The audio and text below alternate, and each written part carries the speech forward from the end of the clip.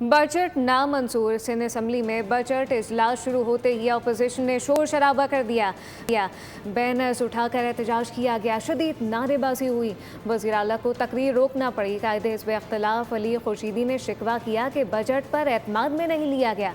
बोले कि सिंध में जमहूरी डिक्टेटरशिप है, अपोजिशन की आवाज़ नहीं सुनी जाती। MKM अरकान ने बजट इजलास का बाइकआउट कर दिया, ऐवान से वॉकआउट कर गए।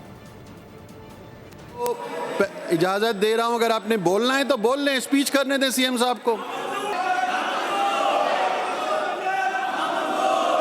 आपकी तस्वीर आ गई, आप बैठ जाएं अब बस। जमाल साहब काम हो गया आपका, आप बैठ जाएं, अब स्पीच सुन लें।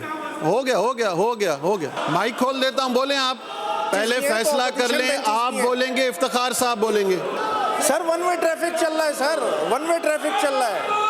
एहतजाज करना हमारा जमहूरी हक है, हम वो एहतजाज कर रहे हैं। हम एहतजाजन इस बजट स्पीच का हम जो है वो बॉयकॉट करते हैं और हम जो बाकी बातें बजट के आगे आने में जो सूरत बनेगी उसमें करें।